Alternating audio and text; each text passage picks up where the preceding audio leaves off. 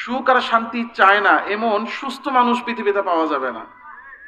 মস্তিষ্ক ভালো আছে, ও পাগল না। সুস্থ মস্তিষ্কের মানুষ প্রত্যেকেই চায় সুখে থাকতে, শান্তিতে থাকতে। সুখ আর শান্তি সবাই চায়, কিন্তু সবাই পায় না। চাওয়া এবং পাওয়ার ভিত্তিতে সুখের স্তর হলো তিনটা। বলেন কয়টা? সুখ চাচ্ছে, পাচ্ছে নাকি পাচ্ছে না, এই ভিত্তিতে স্তর কয়টা? তিনটা। এক নাম্বার স্তর হলো যে বান্দা চায় পরিপূর্ণ সুখে থাকতে। বলেন এখানে একজন বলেন, হুজুর আমি পরিপূর্ণ সুখ চাই না, জীবনে পুরা সুখে থাকবো এটা আমি চাই না। একজনও পাওয়া যাবে? প্রত্যেকে চায় পরিপূর্ণ সুখে থাকি, পরিপূর্ণ শান্তিতে থাকি। কিন্তু সুখে শান্তিতে থাকতে চায়, পরিপূর্ণ সুখ শান্তিতে থাকতে চায়, কিন্তু পৃথিবীতে একজন মানুষও পরিপূর্ণ শান্তিতে নাই। কথা কি ঠিক না ঠিক? কারণ কি? কারণ হলো এই পৃথিবী পরিপূর্ণ শান্তির জায়গাই না। আপনি 99% সুখী হইলেও, সুখ পাইলেও, শান্তি পাইলেও একটা না একটা ভেজাল থাকবে। দুনিয়াতে আর কোনো সমস্যা নাই, শরীরও সুস্থ, বউও কথা শুনে, সন্তানরাও সব মানুষের মতো মানুষ হয়ে গেছে, টাকাও আছে, বাড়িও আছে, গাড়িও আছে, সেও সুখে নেই। জিজ্ঞাসা করেন কি হয়েছে? দেখতেও তো সুস্থ লাগে। সব ঠিক আছে, খালি বাথরুমে গেলে ঠিক মতো ক্লিয়ার হয় না। কথা কন না কেন? এই পৃথিবীকে আল্লাহ পরিপূর্ণ সুখের জায়গাই বানান নাই। এই জন্য পৃথিবীতে কোনো মানুষ পরিপূর্ণ সুখে নেই। পরিপূর্ণ সুখের জায়গা কোথায়? জান্নাত। এজন্য যতক্ষণ পর্যন্ত জান্নাতে যেতে না পারবো ততক্ষণ পর্যন্ত পরিপূর্ণ সুখ পাওয়া যাবে। তাইলে এক নাম্বার স্তর হলো পরিপূর্ণ সুখ। পৃথিবীর কেউ পরিপূর্ণ সুখে নাই। কথা কি ঠিক না ঠিক? দুই নাম্বার স্তর, মানুষ সুখ পায় কতটুকু? সুখের আসবাব আছে যতটুকু। টাকার একটা সুখ আছে না? এই টাকা যার আছে সে টাকার সুখ পাচ্ছে, যার টাকা নাই সে টাকার সুখ পায় না। যে বিয়ে করে নাই তারে গিয়া বলেন বিবির সুখ পাইছনি? তো বিয়ে করে নাই, তার বউ নাই, সে বউয়ের সুখ পাবে কোথা থেকে? আবার বিয়ে করছে তাও সুখ পায় না। কেন? তোমার তো বউ আছে। বউ কথা শুনে না। তো দুনিয়াতে মানুষ সুখ পায় কতটুকু? সুখের আসবাব আছে যতটুকু। টাকা আছে তো টাকার সুখ পাচ্ছে, ক্ষমতা নাই, ক্ষমতার সুখ পায় না। ক্ষমতা আছে, ক্ষমতার সুখ পাচ্ছে, কিন্তু শিক্ষা নাই তো শিক্ষার সুখ পাচ্ছে না। বিবি নাই তো বিবির সুখ পাচ্ছে না, বিবি আছে সুখ পাচ্ছে। তো বউ আছে, বউ আছে, বউয়ের সুখ পায়, কিন্তু সন্তান নেই, সন্তানের সুখ সে পাচ্ছে না। সন্তান থাকার একটা সুখ আছে না নাই? আছে না নাই? যারে আল্লাহ সন্তান দেয় না তারই গিয়ে জিজ্ঞাসা করে। তো দুনিয়াতে এক নম্বর স্তর পরিপূর্ণ সুখ কেউ নাই। কিছু সুখে আছে, কিছু সুখে নাই। এটা কারা? এটা হলো যার কাছে যেই আসবাব আছে সেই আসবাবের সুখ পাচ্ছে, যেই আসবাব নাই সেই আসবাবের সুখ পায় না। এটা হলো দ্বিতীয় স্তর। তৃতীয় স্তর হলো সুখের আসবাব আছে, যেই আসবাব নাই ওইটার সুখ তো পাই না। টাকা নাই, টাকার সুখ নাই। একজনে জিজ্ঞাসা, কিরে উটের গোস্ত খাস? কয় না, উটের গোস্ত খাই না। খাস না কে? ওটা পাইতো না, খামো করতে। তো যার কাছে যে আসবাব নাই সেই আসবাবের সুখ তো সে পাচ্ছে না। যে আসবাব আছে ওইটার সুখও পায় না। তার কাছে পাঁচতলা বাড়ি নাই, এজন্য পাঁচতলা বাড়ির সুখ পাচ্ছে না। টিন শেড আছে, এটা সুখ তো একটা পাওয়ার কথা, কিন্তু টিন শেডে থাইকাও টিন শেডের সুখ পায় না। বউ একটা আছে, এরপরও সুখ পাচ্ছে না। বিবি আছে, বিবির সুখ পায় না। সন্তান আছে, সন্তানের সুখ পায় না। ক্ষমতা আছে, এরপরও ক্ষমতার সুখ পাচ্ছে না। মানে আসবাব আছে, এরপরও আসবাবের সুখ পায় না। তাহলে প্রথম স্তর পরিপূর্ণ সুখে কেউ নাই। দ্বিতীয় স্তর, যেই আসবাব আছে ওই আসবাবের সুখ পাচ্ছে, যেই আসবাব নাই সেই আসবাবের সুখে নাই। তৃতীয় স্তর হলো যেই আসবাব আছে, যেটার মালিক সে, যেটা তার কাছে আছে, থাকার পরেও ওইটার সুখ সে পায় না। তার কাছে টাকা আছে কিন্তু সে টাকার সুখ পায় না। কেন পায় না? পায় না এই কারণে নিজের কি আছে এটা নিয়ে সে সন্তুষ্ট না, সারাদিন শুধু অন্যেরটা দিকে তাকায় থাকে। নিজের আছে 500 টাকা, 500 টাকা নিয়ে আসে মনে মনে সন্তুষ্ট হওয়ার কথা যে না আলহামদুলিল্লাহ আমার কাছে 500 টাকা আছে, কিন্তু না, সে নিজের 500 টাকার দিকে তাকায় না। সারাদিন খালি খেয়াল করে আমার পাশের জনের পকেটে দিয়ে 1000 টাকা, ওর পকেটে 1000 টাকা কেন। এই যে নিজের কি আছে তা নিয়ে চিন্তা না করে খালি অন্যেরটা দেখা আর অন্যের উন্নতি, অন্যের ভালো, অন্যের কল্যাণ দেখে ওইটা সহ্য করতে না পারা, এটাকে বলা হয় হিংসা। এই হিংসা আমাদের মধ্যে আছে না নাই? হিংসা হলো এমন একটা বদ স্বভাব, হিংসা যতক্ষণ পর্যন্ত কারো মধ্যে আছে ততক্ষণ পর্যন্ত তার কাছে যা আছে সেটা নিয়েও সে সুখে থাকতে পারবে না। দুই তালা বাড়ির মালিক, দুই তালার একটা সুখ আছে না, কিন্তু দুই তালা বাড়িতে থাইকা সুখ পায় না। কেন পায় না? খালি পাশেরটার দিকে তাকায়, কিরে ওটা দিয়ে পাঁচতলা। তো দুই তালা বাড়িতে থাইকা সুখ পায় না, সারাদিন চিন্তা করে পাঁচতলাওয়ালা কত ভালো আছে, আমি কেমন আছি এটার চিন্তা করে না, খালি চিন্তা করে পাঁচতলাওয়ালা কেমন আছে। দেখবেন ঘরের মধ্যে মহিলারা এসে কয়, তুমি কি করো? অমুকের জামাই, ভাবির জামাই হেরাতি ঈদের সময় 20,000 টাকা দিয়া পাখি ড্রেস কিনা দিল, তুমি কি দিলা? কথা কয় না। এই যে নিজের কি আছে তা নিয়ে সন্তুষ্ট না, সারাদিন গবেষণা শুধু আরেকজনেরটা নিয়ে, আরেকজনেরটা নিয়ে, আর চিন্তা করে ওরা তো উন্নতি কেন হইলো, ও বাড়ি কেমনে করলো, ও কিভাবে এই যে এই টাকার মালিক হলো, ও কিভাবে ক্ষমতা পাইলো। অর্থাৎ অন্যের কল্যাণ দেখে সহ্য করতে না পারা, অন্যের কল্যাণ উন্নতি দেখে মনে মনে তার অবনতি কামনা করা, এই যে হিংসা আমাদের মনে আছে না নাই? হিংসা যার অন্তরে আছে, যতক্ষণ পর্যন্ত হিংসা থাকবে ততক্ষণ পর্যন্ত আল্লাহ তাকে যে নিয়ামত দিছে ওই নিয়ামত পাইয়াও সে সুখ ভোগ করতে পারবে না। কারণ নিজেরটা নিয়ে তো তার চিন্তা নাই, গবেষণা আর অন্তরের জ্বলন হলো সারাদিন অন্যেরটা নিয়ে। হিংসা এত মারাত্মক গুনাহ, কেউ হিংসা করলো, হিংসা করার কারণে, হিংসা অন্তরে থাকলে, যেই অন্তরে হিংসা আছে ওই অন্তর থেকে আস্তে আস্তে ঈমান বের হয়ে যায়। হিংসার কারণে মানুষ বেঈমান পর্যন্ত হয়ে যায়। কারণ হিংসা যে আমি আপনি করি, আচ্ছা বলেন তো, আমার 5 টাকা আছে, আরেকজনের 10 টাকা, এই যে 5 টাকা আর 10 টাকার বন্টন, একজনের 5 তালা আরেকজনের 10 তালা, এই যে বন্টন, রিজিকের বন্টন, নিয়ামতের বন্টন, কম বেশির বন্টনটা করছেন কে? তো নিয়ামত দিছে আল্লাহ, বন্টন করছে আল্লাহ, কাউরে কম দিছে, কাউরে বেশি দিছে, যারে যেটা দরকার সেটা দিছে। তো আমি আর আপনি আরেকজনের হিংসা করি, একজনের 5 তালা বাড়ি উঠতেছে, মনে মনে চিন্তা করি আল্লাহ ওরে কেন দিল, ওর 5 তালা চইলা যাক, ওর যেন 5 তালা না থাকে। কেমন যেন আমি বলতেছি আল্লাহ আপনি ওরে 5 তালার মালিক বানায়া ঠিক করেন নাই, কাজটা ভুল করছেন। নাউজুবিল্লাহ বলবেন না? হিংসা মানে কি? আল্লাহকে বুঝানো আল্লাহ আপনি যে বন্টন করছেন বন্টন ঠিক হচ্ছে না। এটা কি আমার কথা না আল্লাহর কথা? আল্লাহ তাআলা নিজে বলতেছেন, আম ইয়াহসুদুনান নাস আলা মা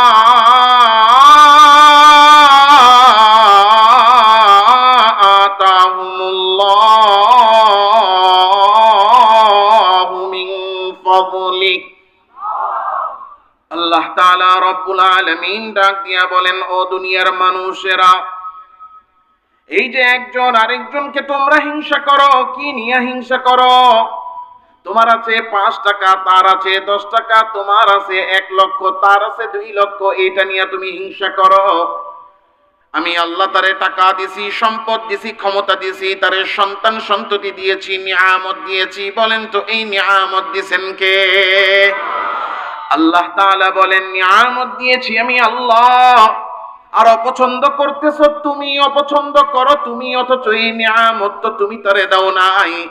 আম ইয়াহসুদুনান নাস আলা মা আতাহুমুল্লাহু মিন ফাদলি। আমি আল্লাহ দয়া করে আমার বান্দারে নিয়ামত দিলাম, নিয়ামত দিলাম, আমি আল্লাহর হিংসা করো তুমি। তাইলে কেমন যেন আমি আর আপনি আল্লাহকে বলতে চাই আল্লাহ আপনার বন্টনটা ঠিক হয় নাই, অমুক রে 5 তারার মালিক বানাইয়া আপনি কাজটা উচিত করেন নাই। বলেন নাউজুবিল্লাহ। এখন বলেন তো, কেউ যদি আল্লাহকে প্রশ্ন করে, আল্লাহকে প্রশ্নবিদ্ধ করে যে আল্লাহ আপনি অমুক রে দিয়েছেন ঠিক করেন নাই, তাহলে তার ঈমান আছে না গেছে? হিংসা এত মারাত্মক এক গুনাহ, হিংসার কারণে মানুষের অন্তর থেকে ঈমান বের হয়ে যায়। আর এমন বের হওয়া হয়, পৃথিবীর সবচেয়ে দামি জ্ঞানী গুণী জাতি যারা, তারা ঈমান আনতে পারে নাই শুধুমাত্র হিংসার কারণে।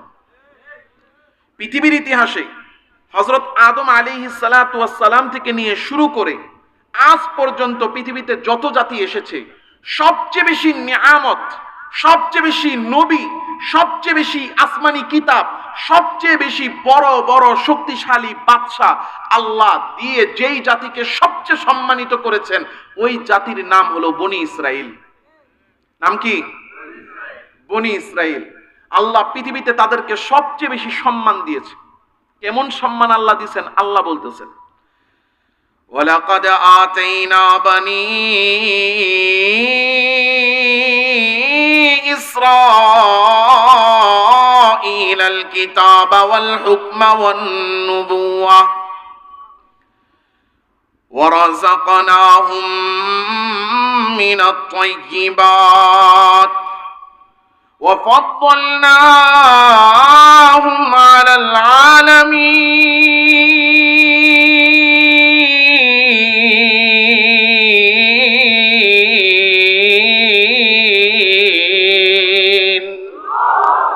আল্লাহ তাআলা বলেন আমি অবশ্যই বনি ইসরাইলকে দিয়েছি কি দিয়েছি। এক নম্বরে আল্লাহ বলেন আমি বনি ইসরাইলের মধ্যে কিতাব দিয়েছি, যার কারণে আসমানি কিতাব যেই চারটা সবচেয়ে গুরুত্বপূর্ণ চারটা আসমানি কিতাব, এই চার আসমানি কিতাবের মধ্যে সবচেয়ে দামি তিনটা কিতাব কোরআন ছাড়া বাকি যেই তিনটা আছে তাওরাত জাবুর আর ইনজিল, এই তিনও কিতাব বনি ইসরাইলীদের মধ্যে দান করেছেন কে? আল্লাহ তাআলা বলতেছেন বনি ইসরাইলকে আমি দিয়েছি কিতাব, সবচেয়ে দামি চার কিতাবের মধ্যে কোরআন ছাড়া বাকি তিনও কিতাব তাওরাত জাবুর ইনজিল আল্লাহ বনি ইসরাইলীদেরকে দিয়েছেন। আল্লাহ বলেন আমি আল্লাহ বনি ইসরাইলকে দিয়েছি হুকমা, তাদেরকে দিয়েছি ক্ষমতা।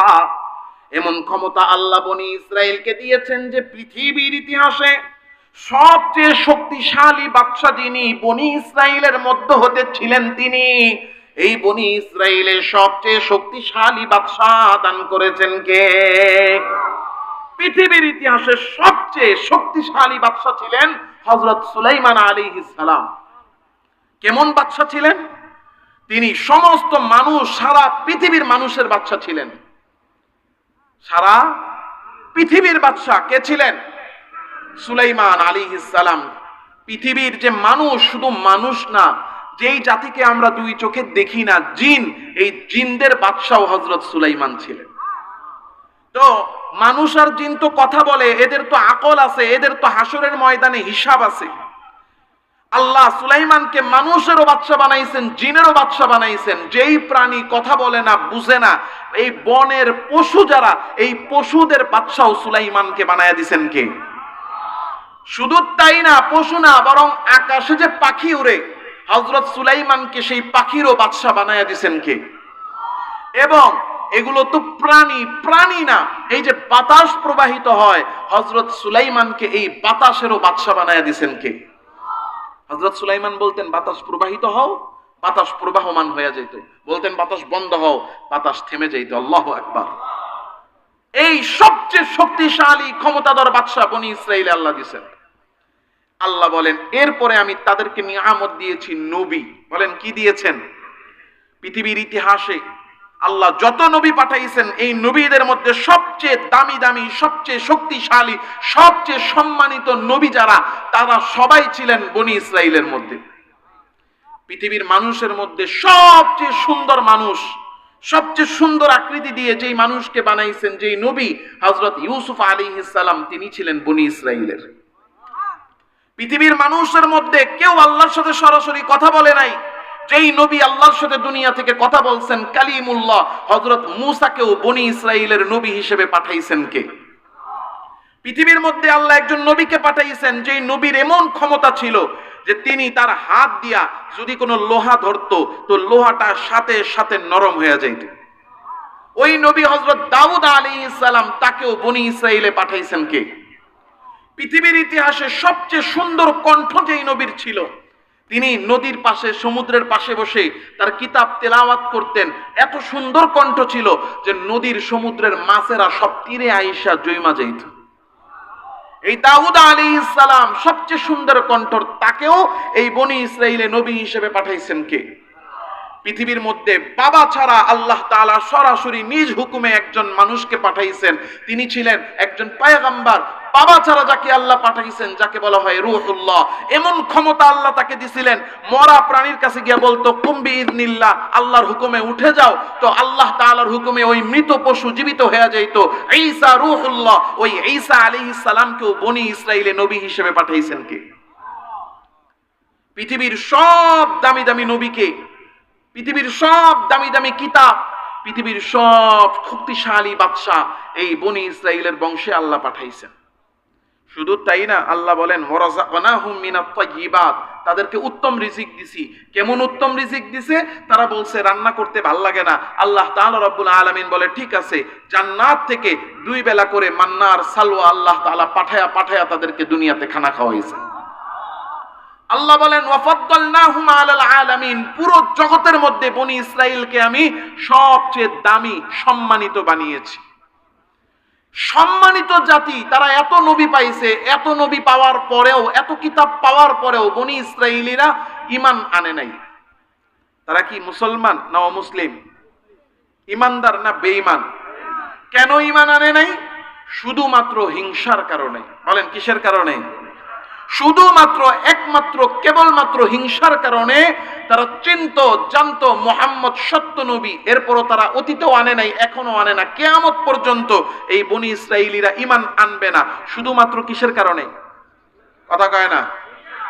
এখন হিংসাটা কিসের এটা জানার দরকার আছে না নাই? আমি বলবো, আপনারা বিরক্ত হয়ে উড়া শুরু করবেন। ইতিহাস শুনাই, পৃথিবীর ইতিহাসে থাকবেন তো সবাই?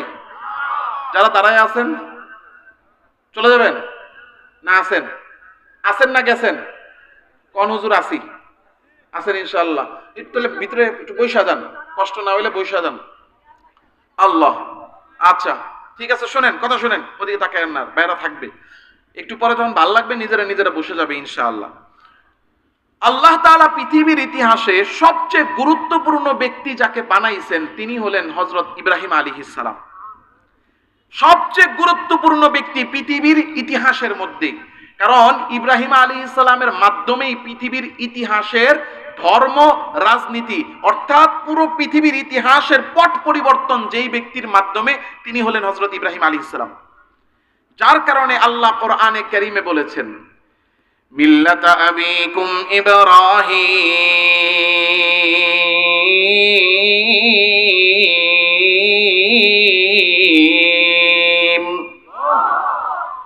ওয়া সাম্মাকুমুল মুসলিমিন।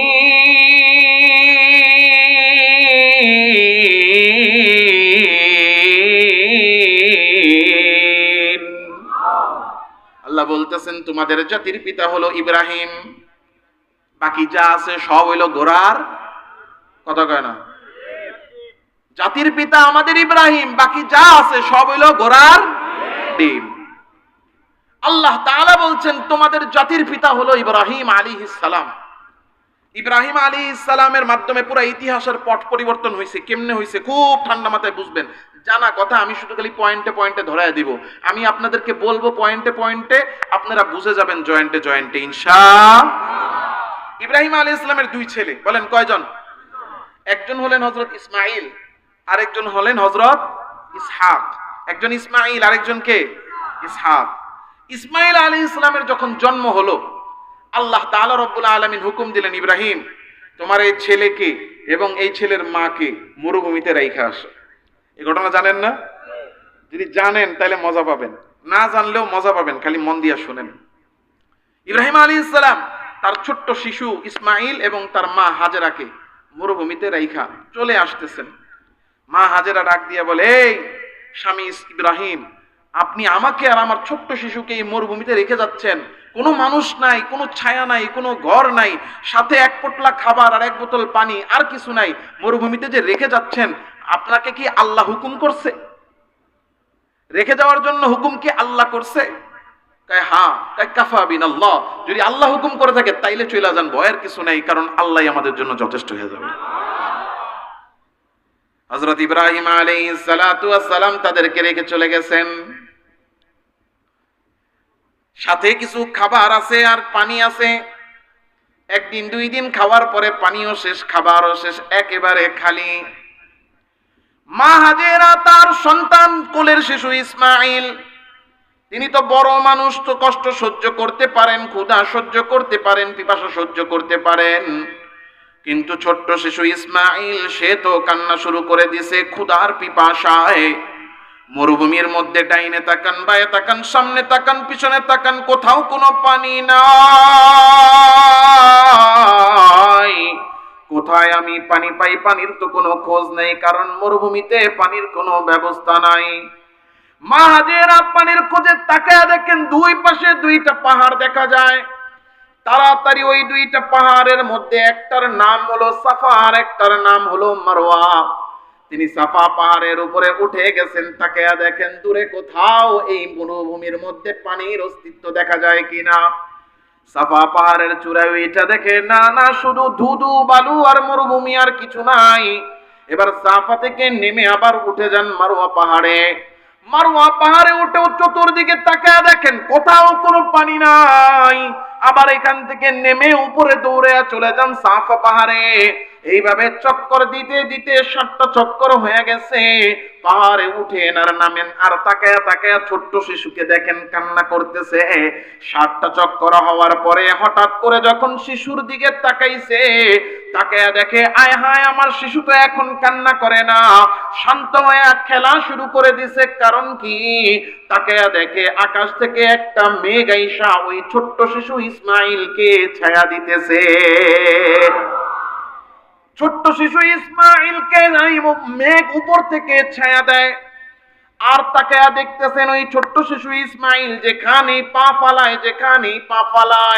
সেই জায়গায় বালুর নিচ থেকে আমার আল্লাহ তাআলা পানির ফোয়ারা বের করে দেয়। মা হাজেরা তাড়াতাড়ি দৌড়ায় নিতে আসছে। আয়েশা দেখতেছেন যে ছোট্ট শিশু যেই জায়গায় পা ফালায় সেখান থেকেই পানি বের হয়। ওই পায়ের ধাক্কায়, পায়ের লাথিতে, পায়ের ছোঁয়াতে এই মরুভূমির ভিতর থেকে পানি বের হওয়ার রাস্তা, কুয়া বের করে দিলেন কে? বলেন তো ওই কুয়াটার নাম কি?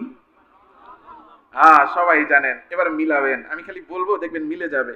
এই জমজমের কুয়ার পাশেই কিছুদিন পর ইব্রাহিম আলাইহিস সালাম আসলেন মরুভূমিতে খবর নিতে। 1 সপ্তাহ হয়ে গেছে, বাচ্চা আর বাচ্চার মা কেমন আছে? আয়েশা দেখেন, আল্লাহু আকবার, ওই মা হাজেরা তো পানি দিকে চতুর্দিকে বালু দিয়ে এটারে আটকাইছে, কারণ পান করা লাগবে। পানি তো আসতেছে। ইব্রাহিম আলাইহিস সালাম আয়েশা দেখে সন্তান, স্ত্রী সবাই বহাল তবিয়তে আছে, সুন্দর পানি পান করে সুন্দর জীবন যাপন করতেছে। আয়েশাই তো আল্লাহর কাছে সিজদা করা শুরু করে বলতেছে, প্রশংসা শুধুমাত্র কার জন্য? এখন আল্লাহ হুকুম করলেন, ওই যে হুজুরে তেলাওয়াত করছে না আমার আগে, ওই তেলাওয়াতের মধ্যে গেছে আল্লাহ তাআলা হুকুম করছে, ইব্রাহিম তুমি ইসমাইলকে নিয়ে সুন্দর করে ঘর বানাও। হযরত ইব্রাহিম আলাইহিস সালাতু ওয়াস সালাম এই জমজমের কুয়ার পাশেই আল্লাহর হুকুমে একটা ঘর বানাইলেন। ঘরটার নাম কি? কথা কয় না? কাবা ঘর। এখন এই জায়গায় কি ছিল? মরুভূমি ছিল। এই মরুভূমির পাশে পানিও আছে। এখন কাবা ঘর আর এই পানির কারণে এর আশেপাশে একটা মানুষ বসবাস করতে শুরু করলো, একটা শহর তৈরি হলো। বলতে পারবেন শহরটার নাম কি? সবাই কয় না? খারাপ লাগতেছে? এই যে মক্কা নগরী, এই মক্কা নগরী শুরু হইল, আবাদ হইল ইসমাইল আলাইহিস সালামের মাধ্যমে। ইসমাইল আলাইহিস সালাতু ওয়াস সালাম এখানে নবী। তাহলে ইব্রাহিম আলাইহিস সালামের ছেলে ইসমাইল নবী। উনি থাকলেন কোথায়? মক্কায়। এই মক্কার মধ্যে ইসমাইল আলাইহিস সালামের পরে আর কোন নবী আসে নাই। 1000 বছর পার হয়ে গেছে। কত বছর? 1000 বছরে কোন নবী আসে নাই। নবী না আসার কারণে এই মক্কা নগরীর আশেপাশের লোকগুলা আস্তে আস্তে আল্লাহরে ভুলা শুরু করলো। ভুলতে মূর্তির পূজা শুরু করলো। মূর্তি পূজা করতে করতে অবস্থাটা এমন হয়েছে যে কাবা ঘরের মধ্যে 360টা মূর্তি নিয়ে তারা বানায়া সাজায়া রাখছে। তাহলে ইব্রাহিম আলাইহিস সালামের এক ছেলে, এর বংশধর নাম কি? বনি ইসমাইল। এই বংশধরের নাম কি? বনি ইসমাইল। এই বনি ইসমাইলে কোন নবী আছে? নবী না আসার কারণে সব মূর্তি পূজারি হয়ে গেছে। কথা কি বুঝতেছেন? ক্লিয়ার? এবার আসেন, ইব্রাহিম আলাইহিস সালামের আরেকটা ছেলে আছে না? নাম কি? ইসহাক আলাইহিস সালাম। ইসহাক আলাইহিস সালাম নবী। তার ছেলে ইয়াকুব আলাইহিস সালাম নবী। ইয়াকুব আলাইহিস সালামের আরেকটা নাম হলো ইসরাইল। থাকে না একজনের 2 নাম? থাকেনি? ইয়াকুব আলাইহিস সালামের আরেক নাম হলো ইসরাইল। এই ইয়াকুব আলাইহিস সালামের 12 জন ছেলে। কয়জন? 12 জন। এই যে 12 জন সন্তান এবং তাদের বংশধর, এদেরকে বলা হয় বনি ইসরাইল, মানে ইয়াকুব আলাইহিস সালামের বংশধর। এই বংশের মধ্যে আল্লাহ নবী পাঠানো শুরু করলেন এই বনি ইসরাইলে। সবার আগে 12 জন ছেলের মধ্যে একজন নবী, সে হলো ইউসুফ আলাইহিস সালাম। এরপরে এই বংশে আল্লাহ পাঠাইলেন কালিমুল্লাহ, আল্লাহর সাথে কথা বলছে, মুসা আলাইহিস সালাম। এই বংশে আল্লাহ পাঠাইলেন যার সুর কণ্ঠ সবচেয়ে সুন্দর, দাউদ আলাইহিস সালাম। এই কণ্ঠে, এই কণ্ঠওয়ালা নবী, সুন্দর কণ্ঠের নবী, এবং যার হাতে লোহা কি হইতো, একদম পানি হয়ে যেত, এই দাউদ আলাইহিস সালামের ছেলে, সারা পৃথিবীর বাদশা, তিনিও নবী, হযরত সুলাইমান আলাইহিস সালাম। আরে বনি ইসরাইলের মধ্যেই আল্লাহ তাআলা রব্বুল আলামিন সর্বশেষ নবী, আমাদের নবীর আগে সর্বশেষ যে নবী পাঠাইছেন, রূহুল্লাহ, পিতা ছাড়া যে মানুষকে দুনিয়াতে পাঠাইছেন, হযরত ঈসা আলাইহিস সালাম। আল্লাহু আকবার বলবেন না? এই বংশের মধ্যে পৃথিবীর সব জলিল কদর নবীগুলারে আল্লাহ পাঠাইছেন। এত এত নবী তারা পাঠাইছেন, আর আসমানি কিতাব তাদেরকে দিয়েছেন যে তাদের বংশটাই কেমন যেন নবীর বংশ। দেখবেন গ্রামে গঞ্জে শহরে কিছু কিছু বংশ আছে, ওই বংশের বাপ ডাক্তার, মা ডাক্তার, ছেলে মেয়ে সব ডাক্তার, এটা ডাক্তার বাড়ি, ডাক্তার বংশ। কয়নি? বাবু ইঞ্জিনিয়ার, মাও ইঞ্জিনিয়ার, সন্তানটি সব ইঞ্জিনিয়ার, কয় ইঞ্জিনিয়ার বংশ। আবার কিছু কিছু সৌভাগ্যবান আছে, ওই যে একজন আসছিল মনে হয় টিভিতে সাক্ষাৎকার দিতে, উনি বলছেন আমার ছেলে নাতিদের মধ্যে ৬০ জন কোরআনে হাফেজ, তা হাফেজ গোবংশ আছে না নাই? তো বনি ইসরাইল, ইসরাইলের বংশ, ইয়াকুব আলাইহিস ইসলামের বংশটার অবস্থা এমন যে এই বংশে নবী আসতে আসতে আসতে আসতে এই বংশটা কিসের বংশ হয়ে গেছে? কথা কয় না, নবীর বংশ। তো তাদের কিতাবও আল্লাহ বেশি দিছে, ৩টা কিতাব, তাওরাত, জবুর, ইনজিল। এই কিতাবগুলোতে তারা পড়তো, কি পড়তো? শেষ জামানায় একটা নবী আসবে, যেই নবী হবে সব নবীর চেয়ে দামি নবী। তিনি শুধু নবী না, তিনি এমন নবী যে সমস্ত নবীদের ইমাম হবেন। তিনি নবী, এমন নবী যে শুধু সাধারণ নবী না, তিনি রহমাতুল লিল আলামিন হবেন। তিনি নবী হবেন, এমন সাধারণ নবী না, কেমন নবী? হাসরের ময়দানে তিনি শাফিউল মুজনাবিন হবেন। তিনি সুপারিশ করার আগে আল্লাহ বিচার শুরু করবেন না। তিনি নবী হবেন, এমন নবী যে তিনি জান্নাতে ঢোকার আগ পর্যন্ত কোনো সাধারণ মানুষ তো দূরের কথা, অন্য কোনো নবীও জান্নাতে ঢুকতে পারবে না। তো এখন তারা এই শানওয়ালা মানওয়ালা নবীর জীবনী পড়তো, যে একজন নবী আসবে, আর মনে মনে আশা করত আমরাই তো নবীর বংশ, খালি নবী আর নবী, তাহলে এই নবীটাও আমাদের বংশে আসবে। কারা চাইতো? বনি ইসরাইলীরা মনে মনে চাইতো যে শেষ নবীও কই আসবে? আমাদের বংশে আসবে। কিন্তু বলেন তো, নবীজি সাল্লাল্লাহু আলাইহি ওয়াসাল্লাম কোন নগরীতে আল্লাহ জন্ম দিয়েছেন? ওই যে প্রশ্ন করছে আমি উঠার আগে পিচ্চিরে, যে কোন শহরে নবীর জন্ম, বলেন কোন শহরে? তাহলে মক্কা শহরটা কার বংশধর? ইসমাইল আলাইহিস সালামের বংশধর। আর ওদিকে ইসহাক আলাইহিস সালামের বংশধরে বনি ইসরাইলে হাজার হাজার নবী, আর এদিকে 1000 বছরে একজনও নবী নাই। তো তারা মনে করতো, কিতাবে পড়তো শেষ জামানায় নবী আসবে, তারা চাইতো যে এই নবীটা আমরা পাবো। কিন্তু আল্লাহ তাআলা রব্বুল আলামিন শেষ জামানার নবীকে বনি ইসরাইলে না পাঠাইলেন বনি ইসমাইলে, মক্কা নগরীতে। ইহুদিরা, বনি ইসরাইলীরা, খ্রিস্টানরা যখন দেখলো যে শেষ জামানার এই নবী আমাদের কাছে আসে নাই, আমরা না পাইয়া বনি ইসমাইল কেন এত দামি নবী পাইলো, আমরা কেন পাইলাম না, আমরা কেন পাইলাম না, এই হিংসায় তারা নবীজিকে চিনতো, মুহাম্মদ সত্য নবী জানতো, জানার পরেও তারা ঈমান আনে নাই। শুধুমাত্র কিসের কারণে? وَدَّ كَثِيرٌ مِّنْ أَهْلِ الْكِتَابِ لَوْ يَرُدُّونَكُم مِّن بَعْدِ إِيمَانِكُمْ كُفَّارًا حَسَدًا مِّنْ عِندِ أَنفُسِهِم مِّن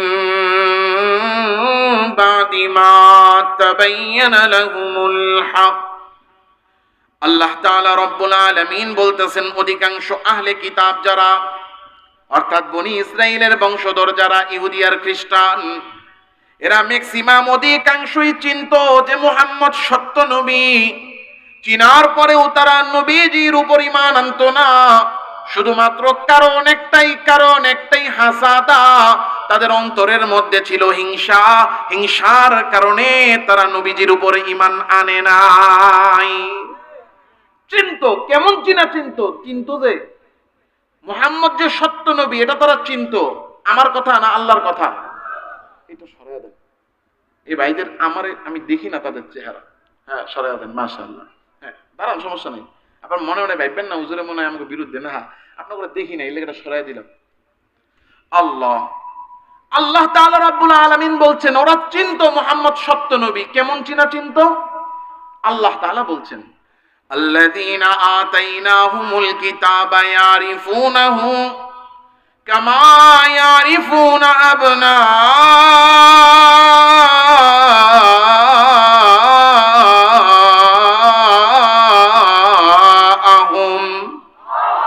আল্লাহ বলেন ওরা চিনতো মুহাম্মদকে সত্য নবী, এটা জানতো, ওরা চিনতো।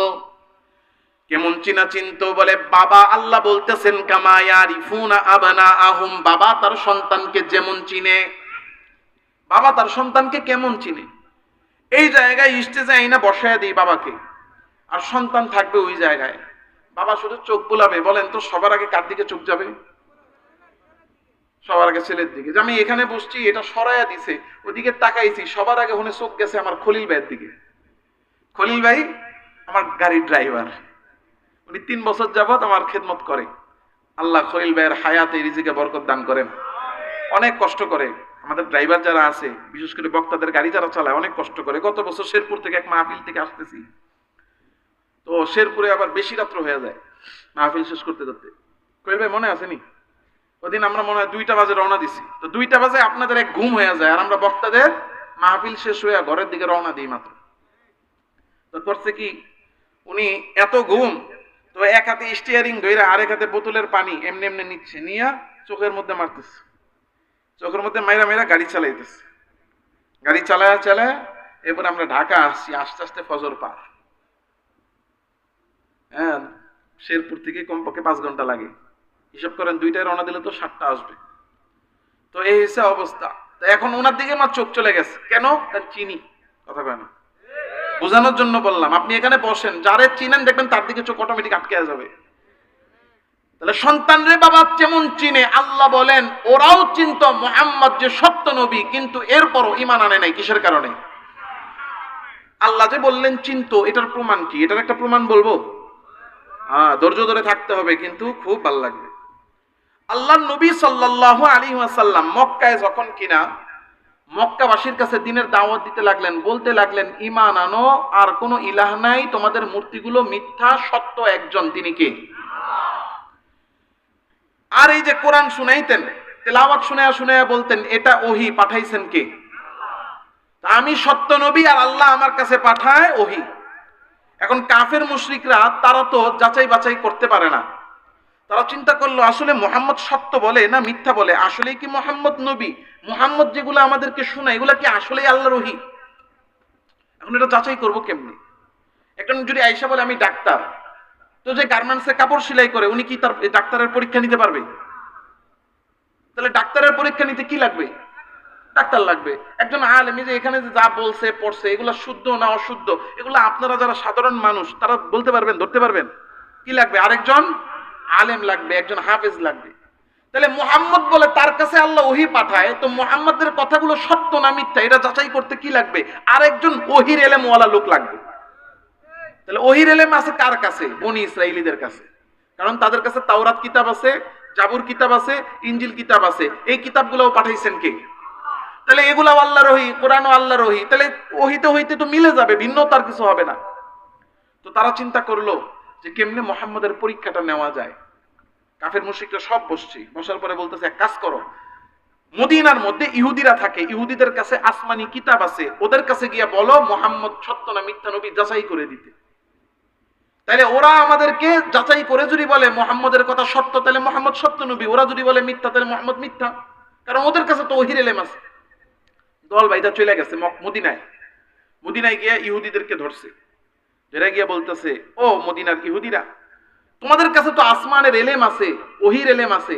আমরা আসছি, আমাদের মক্কায় একজন যুবক, যেই যুবক 40 বছর যাবত আমাদের মধ্যে আছে, 40 বছরে সে কোনোদিনও বলে নাই সে নবী, 40 বছর পরে গিয়া সে দাবি করতেছে সে নাকি নবী, আল্লাহ নাকি তার কাছে পাঠায় ওহী। তোমাদের কাছে তো ওহীর এলেম আছে, তোমরা একটু বলো তো মুহাম্মদ সত্যবাদী না মিথ্যাবাদী? মদিনার ইহুদিরা প্রশ্ন করে মুহাম্মদ দেখতে কেমন? বলে মুহাম্মদ দেখতে তো এমন। বলে মুহাম্মাদের বংশ কি? বলে মুহাম্মাদের বংশ হলো আমাদের মধ্যে উত্তম বংশ। মুহাম্মাদের চরিত্র কেমন? বলে এত উত্তম চরিত্র, তারে আমরা আল আমিন বিশ্বস্ত নাম দিয়া দিছি। বলে তাইলে এক কাজ করো, আমরা তোমাদেরকে 3টা প্রশ্ন শিখাইয়া দিব। এই 3টা প্রশ্ন মুহাম্মদ রে যাইয়া তোমরা করবা। যদি মুহাম্মদ 3 প্রশ্নের উত্তর দিতে পারে তাইলে মুহাম্মদ সত্যবাদী, আর যদি এই 3 প্রশ্নের উত্তর মুহাম্মদ দিতে না পারে তাইলে বুঝবা মুহাম্মদ মিথ্যাবাদী। মক্কার কাফেররা খুশি হয়ে দৌড়ে তাড়াতাড়ি 3টা প্রশ্ন নিয়ে মক্কায় হাজির। মক্কার সমস্ত লোকদেরকে জমা কইরা বলা শুরু করছে, ও মক্কাবাসী, 3টা প্রশ্ন পেয়েছি, এই 3 প্রশ্ন মুহাম্মদকে করতে হবে। জবাব দিতে পারলে মুহাম্মদ সত্য নবী, আর দিতে না পারলে মুহাম্মদ মিথ্যাবাদী। দল বেঁধে নবীজির দরবারে আয়েশা হাজির। ইয়া মুহাম্মদ, আজিবনা আন সালাতিন লা ইয়ালামুহুন্না ইল্লা নবী। ও মুহাম্মদ, আমাদেরকে 3টা প্রশ্নের উত্তর দাও। এই 3টা প্রশ্নের উত্তর যদি তুমি দিতে পারো তাইলে বুঝে নিব তুমি সত্য নবী, আর যদি 3টা প্রশ্নের উত্তর দিতে না পারো তাইলে বুঝে নিব তুমি মিথ্যাবাদী। নবীজি বললেন, সালুনি, কি প্রশ্ন করতে চাও করো। তারা বলতে লাগলো, আখবিরনা আনিল ফিতয়ানিল্লাযীনা খারাজু মিন দিয়ারিহিম ওয়া কানা লাহুম শা'নুন আযীম।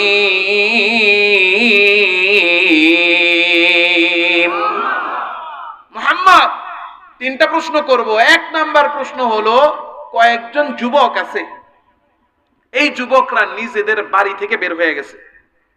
কই থেকে বের হইছে? নিজেদের দেশ থেকে, নিজেদের ঘর থেকে বের হয়ে গেছে, এবং ঘর থেকে বের হওয়ার পরে তাদের সাথে একটা আজীব আশ্চর্যজনক ঘটনা ঘটছে। এই ঘটনাটা কি আমাদেরকে বলেন। নবীজি বলেন এরপরে, বলে আখবিরনা আন রাজুলিন সাফারা মিনাল মাশরিকি ইলাল মাগরিব। এমন একজন ব্যক্তির ব্যাপারে আমাদেরকে বলো, যে ব্যক্তি পূর্ব থেকে পশ্চিম সারা পৃথিবী সফর করছে। তো 2টা হইছে। হ্যাঁ, এবার 3 নাম্বার প্রশ্ন কি? আখবিরনা মা হুয়ার রূহ। 3 নাম্বার প্রশ্ন হলো, রূহ জিনিসটা কি সেটা আমাদেরকে বল। প্রশ্ন কয়টা? নবীজি সাল্লাল্লাহু আলাইহি ওয়াসাল্লাম বললেন, উজিবুকুম গাদা। ঠিক আছে, প্রশ্ন তো করছো, উত্তর তো আর আমি দিব না, দিবেন কে? আজকে আর আমার কাছে উত্তর নেই, আগামীকালকে আইসো, তোমাদের উত্তর দিব। বলেন, আগামীকালকে আইসো, তোমাদের উত্তর দিব। বলতে হবে আমার সাথে, বলেন, আগামীকালকে তোমাদের উত্তর দিব। আগামীকালকে তোমাদের, এতটুকু কথা মনে থাকবে তো? কমাবেনও না, বাড়াবেনও না। বলেন পুরা কথাটা বলেন, আগামীকালকে তোমাদের, বাস এতটুকু, আগামীকাল তোমাদের উত্তর দিব। মনে থাকবে? পরে তো আবার 1 শব্দ 2 শব্দ বাড়াইবেন না, কমাইবেন তো না। এটা কেন বলতেছি লাস্টে গিয়ে বুঝবেন। আচ্ছা, কতক্ষণ থাকবো? বাজে কত? 12টা বাজে।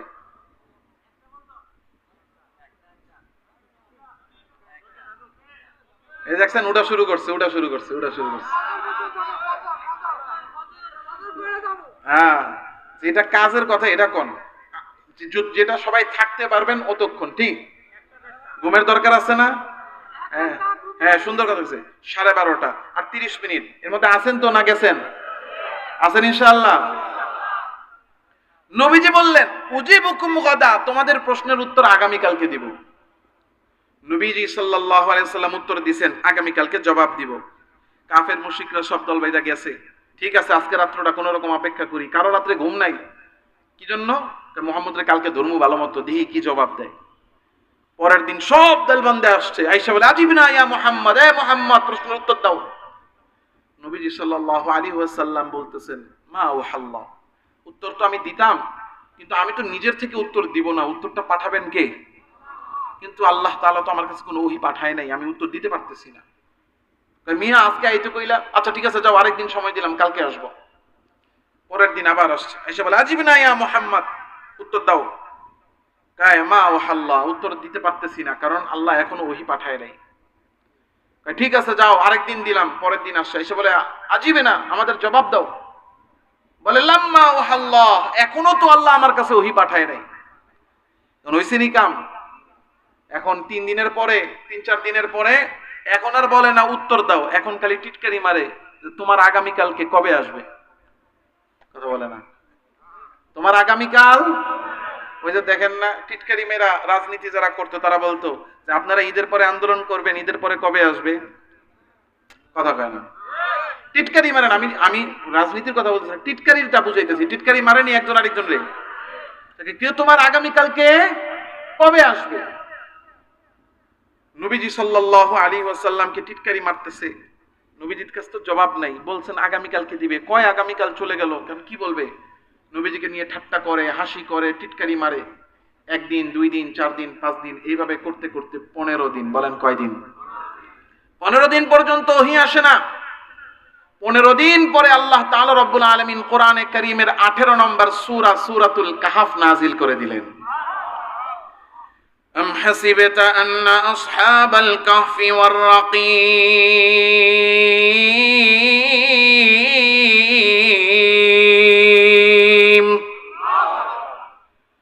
كانوا من آياتنا عجبا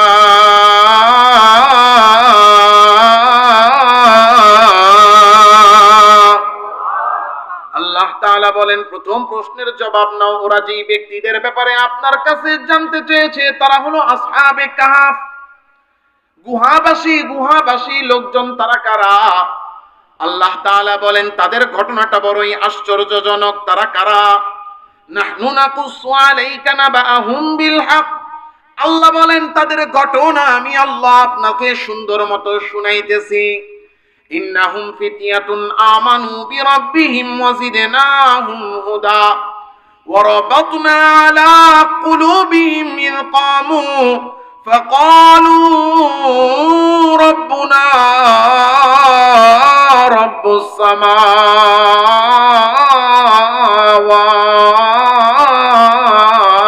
ওয়াল আরদ। আল্লাহ বলেন তারা ছিল কয়েকজন যুবক, তারা মোট 7 জন যুবক। এমন একটা দেশে তারা বসবাস করত যেই দেশের বাদশা ছিল মূর্তি পূজারী, জনগণ সব মূর্তি পূজারী।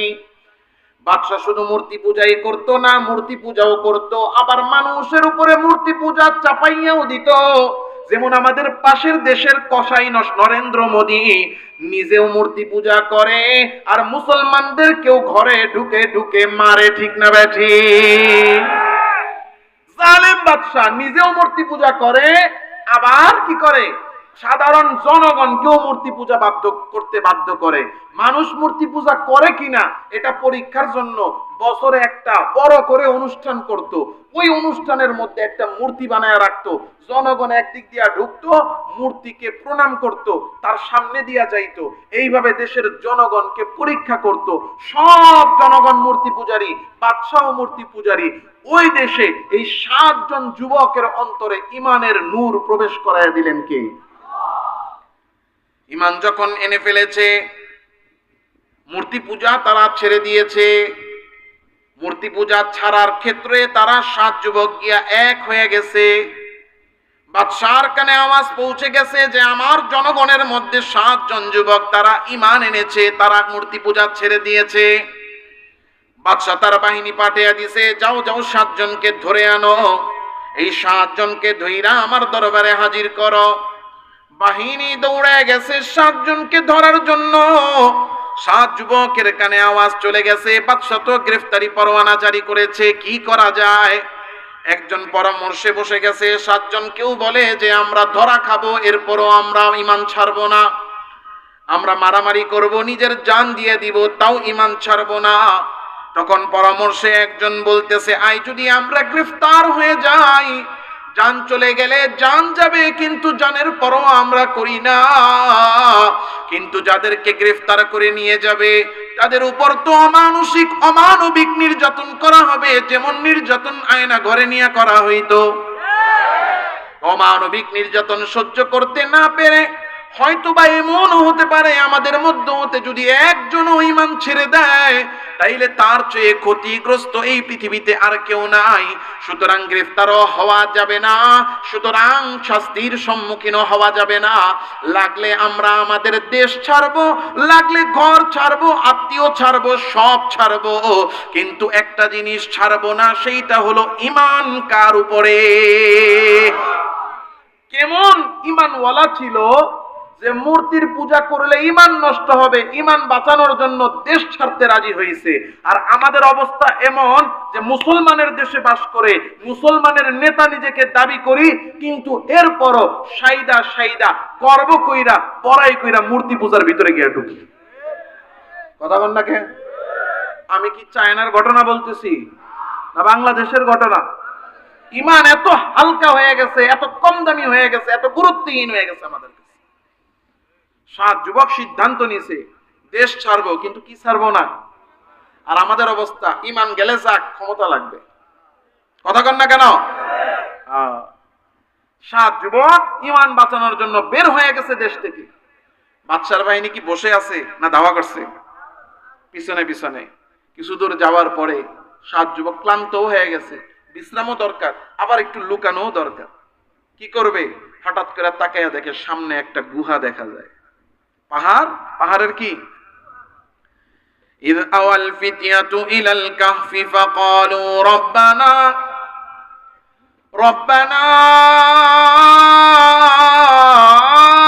আতিনা মিন লাদুনকা রাহমাহ وهيئ لنا من أمرنا رشدا।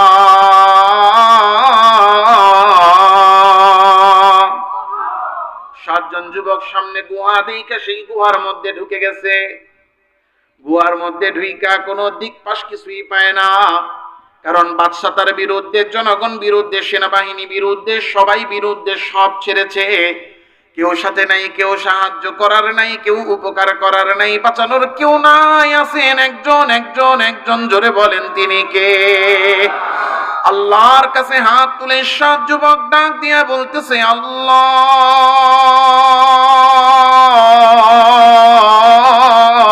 ডাক দেন না আল্লাহ রে, আরো জোরে ডাক দেন না আল্লাহ রে, আরো জোরে ডাক দেন আল্লাহ। আপনি ছাড়া আমাদের কেউ নাই, আমাদের ক্ষমতা নাই, আমাদের টাকা নাই, পয়সা নাই, ট্যাঙ্ক নাই, বোমা নাই, বিমান নাই, কিছু নাই। এই দুনিয়ায় আমরা একেবারে রিক্ত হস্তে এসেছি, রিক্ত হস্তে চলে যাব। আমাদের কোনো সহায় নাই, কোনো বন্ধু নাই, কোনো আপনজন নাই, কোনো অভিভাবক নাই। আছেন একজন, আপনি জোরে বলেন কে? 7 যুবক ডাক দিয়া বলে, আতিনা মিন লাদুনকা রাহমাহ। ও আল্লাহ, এই বাদশার বাহিনী আমাদেরকে গ্রেফতার করতে আসতেছে, আমাদের আর কাউর প্রয়োজন নাই, দরকার শুধু আপনাকে। আপনি আমাদেরকে রহম করেন, দয়া করেন, আপনার সাহায্য করেন। আর এখন কি করতে হবে বুঝতেছি না, কোনো দিশা পাই না, পথ পাই না। ওয়াহাইয়্ লানা মিন আমরিনা রাশাদা। ও মালিক, আপনি আপনার নিজের তরফ থেকে এই বিপদে কি করব সেই রাস্তা আমাদেরকে দেখান। সাহায্য আর কারো কাছ থেকে নয়, চেয়েছেন একজনের কাছে, তিনি কে? আল্লাহ তাআলা রব্বুল আলামিন দেখলেন 7 যুবক দেশের বিরুদ্ধে, ক্ষমতার বিরুদ্ধে, বাদশার বিরুদ্ধে, সেনাবাহিনীর বিরুদ্ধে পরিবার ছাড়ছে, ঘর ছাড়ছে, দেশ ছাড়ছে, আনছে শুধু ঈমান, সাহায্য চাইছে আল্লাহর কাছে। আল্লাহ বলে, বান্দা দেখ দেখ, তুই আমার জন্য ঘর ছেড়েছিস, এই পাহাড়কেই আমি আল্লাহ তোর বিছানা বানায়া দিব, এই গুহাকেই আমি আল্লাহ তোর ঘর বানায়া দিব। আমার আল্লাহ তাআলার কুদরতের জানালাগুলো খুলে গেল, আল্লাহ রহমত বর্ষণ করা শুরু করে দিলেন। ফাদরাবনা আলা আযানিহিম ফাদরাবনা আলা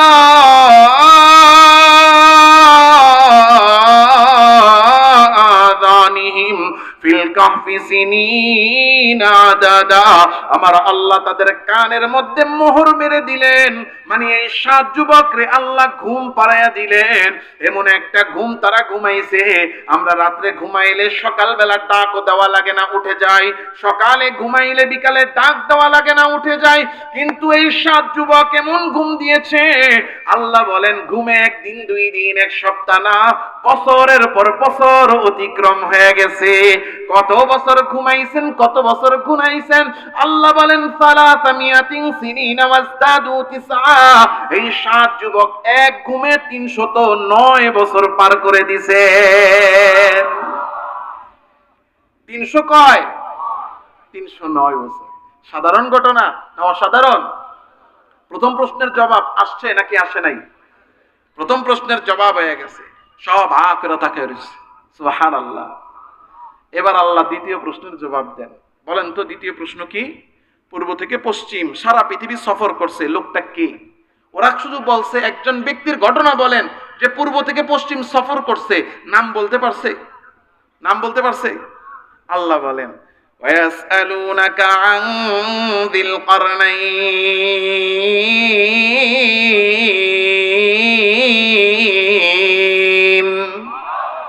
আল্লাহ বলেন ওরা যেই ব্যক্তির ব্যাপারে আপনার কাছে জানতে চেয়েছে সে হলো যুলকারনাইন। ওরা নাম জানে না, আমি আল্লাহ নাম বলে দিলাম। সুবহানাল্লাহ বলবেন না? ওরা কি জানতে চায়? ওরা যা জানতে চায় আমি আল্লাহ সাআতলু আলাইকুম মিনহু যিকরা। আমি আল্লাহ আপনাকে এই তাদের জিকির, ওই যুলকারনাইনের একটু ঘটনা আপনাকে শুনাই। যুলকারনাইন কে ছিলেন? আল্লাহ আগে পরীক্ষা দিচ্ছেন, আল্লাহ আগে পরিচয় দিচ্ছেন। ইন্না মাক্কান্না লাহু ফিল আরদি ওয়া আতাইনাহু মিন কুল্লি শাইইন সাবাবা। আল্লাহ বলেন আমি যুলকারনাইনে বানাইছি, যুলকারনাইনরে বানাইছিলাম বাদশা। যুলকারনাইনরে কি বানাইছেন? কেমন বাদশা বানাইছেন? সারা পৃথিবীর বাদশা। একটা দেশের, একটা ওয়ার্ডের মেম্বার হওয়ার জন্য গিয়া মন্দিরে ঢুকে কথা বল না, আস্তে, আরো আস্তে কর।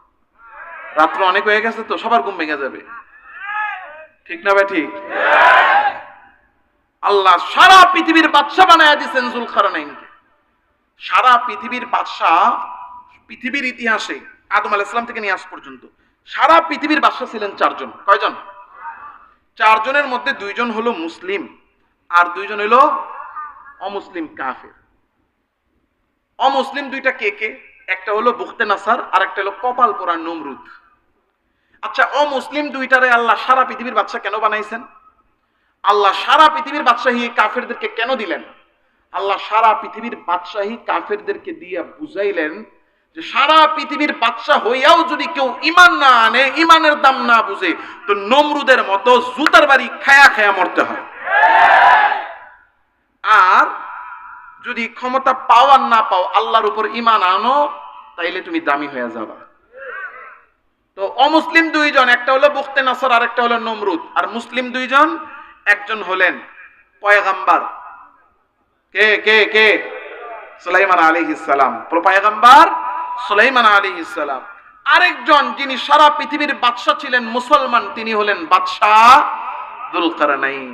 সারা পৃথিবীর বাদশা যুলকারনাইন বাদশাহী পাওয়ার পরে পৃথিবী সফরে বের হয়ে গেছে। জনগণ কে কোথায় আছে? সারা পৃথিবীর জনগণের খবর নিতে বের হয়ে গেছে সারা পৃথিবীর বাদশাহ। আর আমাদের নেতারা অবস্থা এমন যে একটা ওয়ার্ডের মেম্বার ওই দিক থেকে এই দিক হাঁটলে লাগে 20 মিনিট। এতটুকু জায়গায় ভোটের আগে প্রতিদিন শুধু বৈশা থাকে আর ঘুরে আর চক্কর মারে। ভোটটা হয়ে গেলে 5 বছরে মেম্বার রে হারিকেন দিয়েও খুঁজা পাওয়া যায় না।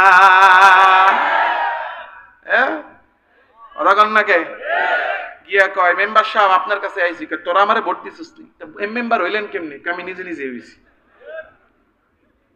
কথা কয় না। তো 5 বছর তো দূরের কথা, 15 বছর মেম্বার, কিন্তু খবর নাই। হ্যাঁ, খবর হয় কখন জানেন? আপনি এলাকাতে জমি কিনছেন, আমার এলাকায় জমি কিনছেন, দেন বিল্ডিং উঠাইতেছেন, ওই মোড়ে যে দোকান, ওইটা আমার ভাতিজার, ফোন থেকেই রড সিমেন্ট আর বালু নিবেন। ঠিক না ভাই? ঠিক। গাজীপুরে গার্মেন্টস দিতেছেন, ঠিক আছে, জুটটা আমারে দিবেন। আমগো নারায়ণগঞ্জে একই অবস্থা। এই জুটের কর্তৃত্ব নিয়ে কি মারামারি! আরে সুবহানাল্লাহ, কথা কয় না কে? বাদশাহ যুলকারনাইন সারা পৃথিবীর বাদশাহ হয়ে বের হয়ে গেছে, সারা পৃথিবী সফর করবে। হাত্তা ইযা বালাগা মাগরিবাশ শামসি ওয়াজাদাহা তাগরুবু ফি আইনিন হামিআ। একদিকে হাঁটা দিছে পশ্চিম দিকে, চলতে চলতে পশ্চিম দিকে একবারে চলে গেছে, যায় দেখে সূর্যটা ডুবতেছে। ওখান থেকে রওনা দিছে হাত্তা ইযা বালাগা মাতলিআশ শামসি, এবার উল্টা দিকে পূর্ব দিকে চলতে চলতে একবারে পূর্ব দিকে চলে গেছে। সারা পৃথিবী সফর হয়ে গেছে, ঠিক না? এই দুই জায়গায় পূর্ব পশ্চিম সফর করার পরে এবার আবারও সফর করতেছেন, ঘুরতেছেন। ঘুরতে ঘুরতে গিয়ে পৌঁছেছেন কোথায়? হাত্তা ইযা বালাগা বাইনাস সাদদাইনি ওয়াজাদা মিন দুনিহিমা কওমা লা ইয়াকাদুনা ইয়াফকাহুনা কাওলা।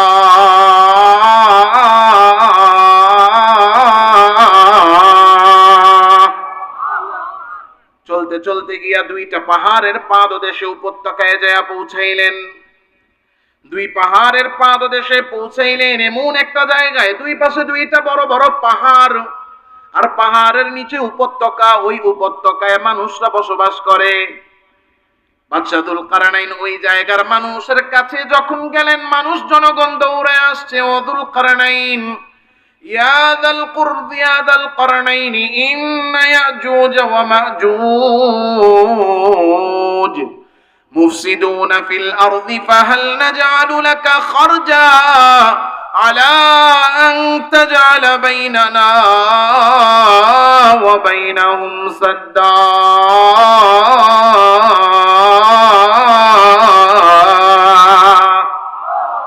আয়েশা বলতেছে, ও যুলকারনাইন, আমরা মানুষ তো এই পারে বসবাস করি, এই যে দুইটা পাহাড় দেখা যায়, এই দুই পাহাড়ের অপর প্রান্তে আরেকটা জাতি বসবাস করে, যাদের নাম হলো ইয়াজুজ মাজুজ। ওরা ওই পাহাড়ের ওই পাশ থেকে পৃথিবীর এই পাশে ঢুকে যায়, ঢুকার জন্য আর কোনো রাস্তা নাই।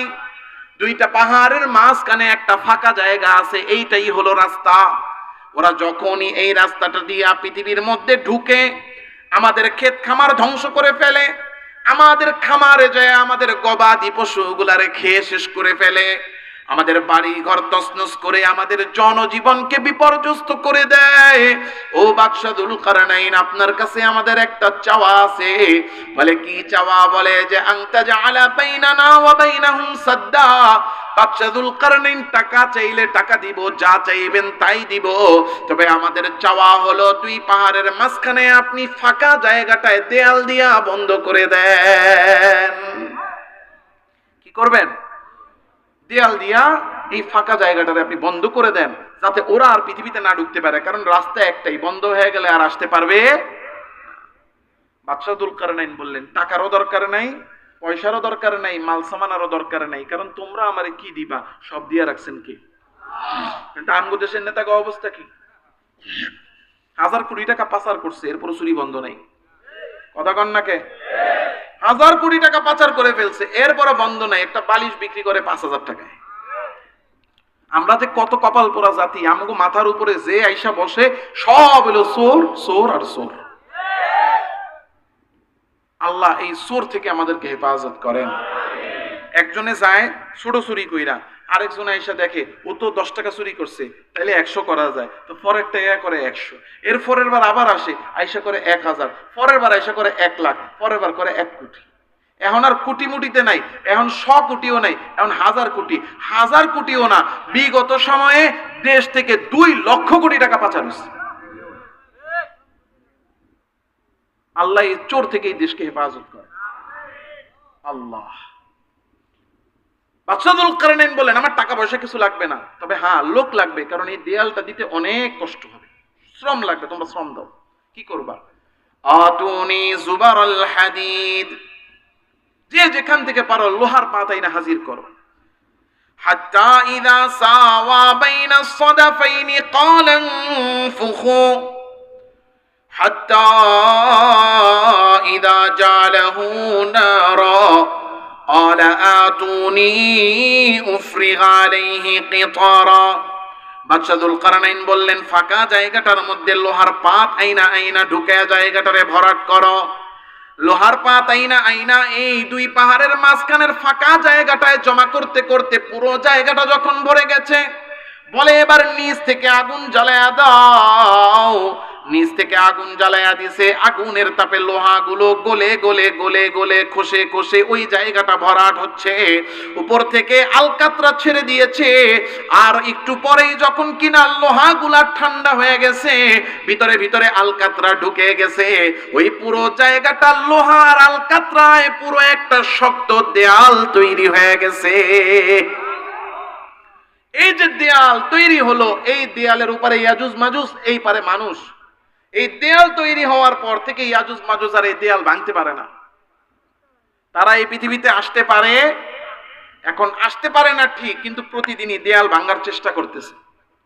প্রতিদিন নবীজির হাদিসে আসছে, প্রতিদিন সকালবেলা আয়েশা সূর্য ওঠার পর থেকে তারা দেয়াল ভাঙতে থাকে। ভাঙতে ভাঙতে ভাঙতে ভাঙতে প্রায় ভেঙে ফেলে, আর অল্প একটু ভাঙলেই তারা পৃথিবীতে ঢুকতে পারে। ঠিক যখন কিনা অল্প একটু বাকি থাকে, ওই সময় দেখে সূর্যটা ডুবে গেছে। তো তারা বলে, এই আজকের জন্য কাজ বন্ধ, বাকিটা আগামীকাল এসে ভাঙবো। চলে যায়। পরের দিন সকালে আয়েশা দেখে যে দেয়াল যা ভাঙ্গে রেখে গেছে, কই ভাঙ্গা কই, পুরো দেয়াল দিয়ে আগের মতো দাঁড়ায় রয়েছে। আনা এইভাবে কতদিন আল্লাহ চাইবেন? যতদিন। বলেন এইভাবে কতদিন আল্লাহ চাইবেন? যতদিন। প্রতিদিন। আজকেও তারা ভাঙছে, কালকেও তারা ভাঙবে, এইভাবে ভাঙতেই থাকবে। সকাল থেকে সন্ধ্যা পর্যন্ত ভাঙে। সূর্য বন্ধ হয়, সূর্য ডুবে যায়, আর বলে বাকিটা আগামীকাল ভাঙবো, বাকিটা আগামীকাল ভাঙবো, বাকিটা আগামীকাল ভাঙবো, বাকিটা আগামীকাল ভাঙবো, বাকিটা আগামীকাল ভাঙবো। এইভাবে বলে যাইতে থাকে যাইতে থাকে যাইতে থাকে। আর আয়েশা দেখে যে আবার আগের মতো আনাম হয়ে গেছে, আনাম হয়ে গেছে, আনাম হয়ে গেছে। কতদিন আল্লাহ চায়? যতদিন।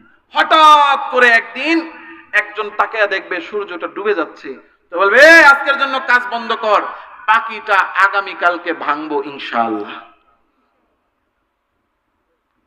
মাথায় কিছু খেলতেছে, এখন কিছু মনে হয়েছে আগের কথা? বলতেছি দাঁড়া।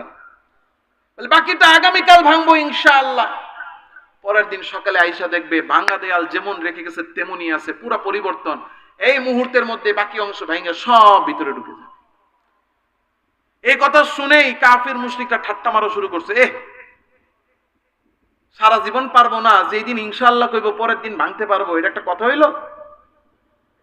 কথা কয় না। আল্লাহ তাআলা রব্বুল আলামিন আয়াত নাজিল করেছে, ওয়ালা তাকুলান্না লিশাইইন ইন্নী ফাইলুন যালিকা গাদা ইল্লা আন ইয়াশা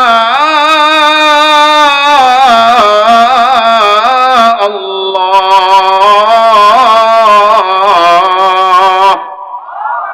তুমি কখনো এটা বলো না আমি আগামীকালকে করব, আমি করব, আমি ধরবো, আমি খাবো, আমি যাব, কখনো বলো না।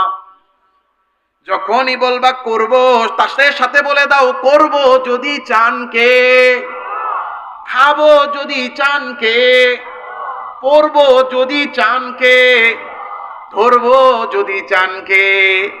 যে কোনো কাজ ভবিষ্যতে করার ব্যাপারে তুমি বলবা, সাথে সাথে বলে দিবা আমি করব যদি চান কে। ইনশাআল্লাহর ক্ষমতা আছে না নাই? এখন আল্লাহ তাআলা এবার এই আয়াত নাযিল করে বলে দিলেন যে ওই যে ইয়াজুজ মাজুজরা যতদিন ইনশাআল্লাহ না বলবে দরজা ভাঙতে পারবে না। এই কথার সত্যতার দলিল কি, প্রমাণ কি? প্রমাণ হলো যে আল্লাহর নবীর মুখ দিয়ে আল্লাহ ইনশাআল্লাহ শব্দটা বের করান নাই। নবী বলছেন জবাব দিব আগামীকাল, আগামীকাল জবাব দিব বলার কারণে আল্লাহ 15 দিন পর্যন্ত ওহী নাযিল করেন নাই। বুঝাইছেন যে এই দেখ আমার নবীর মুখ দিয়া ইনশাআল্লাহ বের হয় নাই, নবীর ভুল ছিল। অনেকে মাথা ঝুলাইতেছে, নবীজির ভুল ছিল। নবীজির ভুল হইতে পারে, নবীজির ভুল ছিল, নবীজি ভুল করেন, নবীদের ভুল হয়, এই বিশ্বাস করলে ঈমান থাকবে? নবীদের ভুল ধরা শুরু করে।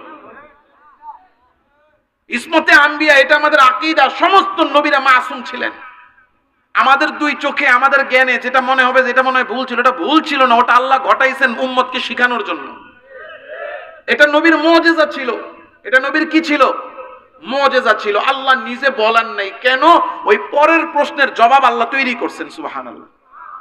আল্লাহ জবাব দিয়ে বুঝাচ্ছেন আমার সবচেয়ে প্রিয় আমার হাবিব নবী, তার মুখ থেকে ইনশাল্লাহ বের হয় নাই, আমি আল্লাহ 15 দিন ওহী নাজিল করি নাই। তো যেই জায়গায় নবীর মুখ থেকে ইনশাল্লাহ না বের হওয়াতে আমি আল্লাহ 15 দিন ওহী নাজিল করা বন্ধ রাখছি, সেই ইনশাল্লাহ বের হইলেই দরজা খুলতে পারবে, এর আগে দরজা ভাঙতে পারবে না।